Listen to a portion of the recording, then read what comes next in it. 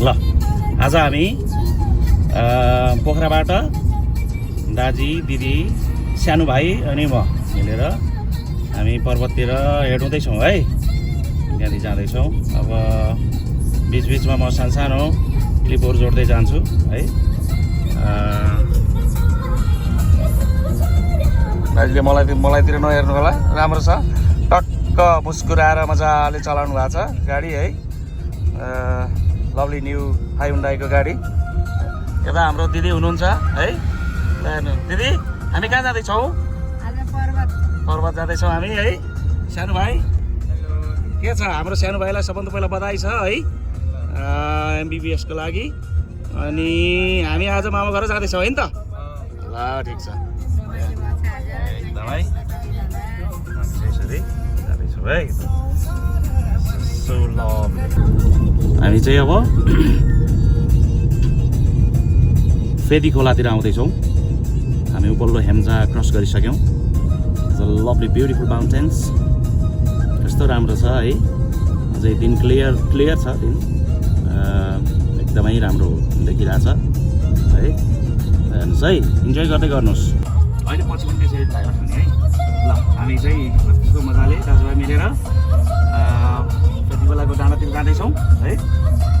देख्दाखेरि एकदम मनमोहक छ, राम्रो वेदर छ है। यति मजा आएको छ कि खुब रमाइलो आएको छ है त एकदमै। हामी बिचबिचमा फेरि क्लिप्सहरू राख्दै गर्छौँ। हामी नागडाँडा माथि उक्लिन जाँदैछौँ है। गजबको बाटो छ। यदि कोही साथीहरू पोखराबाट काँडेतिर आउनु भएको छैन भने म यसै भिडियो मार्फत एकदमै रेकमेन्ड गर्छु है। It's a lovely beautiful place to see. हामी चाहिँ जाममा परिरहेछौँ है। नागडाँडा जाने बेलामा बाटो बिचमा बाटो बनाउने भएको भएर हामी थोरै जाममा चाहिँ छौँ होइन। तर पनि अब स्लोली मुभिङ है। थोरै मुभ भइरहेछ है। है माथि जाने बाटो बिचबिचमा बाटोहरू बनाउँदैछ। क्युमा छौँ है। स्लाइटली हामी छेउमा गयौँ भने हामीले हिमालहरू देख्न सकिन्छ। तर हामी जति टपमा जान्छौँ त्यति हिमालहरू प्रष्ट देखिँदै जान्छ। मैले भिडियोमा देखाउँदै जानेछु है। अब हामी जाम खुलेको छ है। फेरि उकालो लाग्दैछौँ।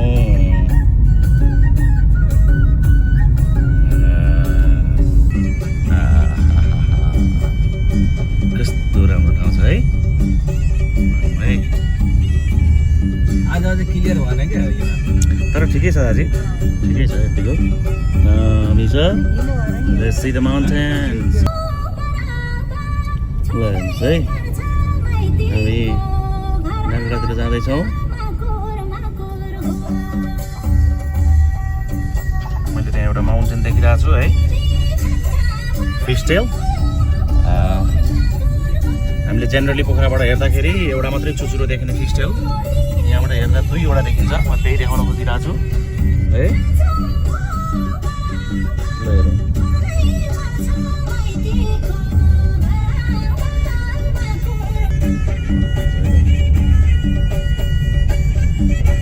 धौलागिरी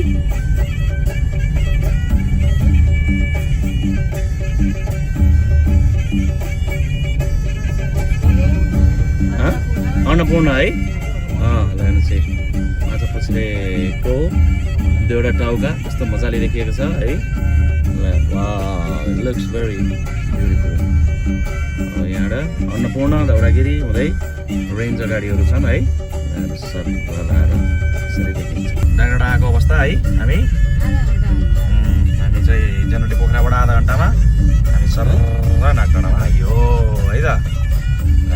अब हामी आरामसँग अगाडि बढ्दैछौँ।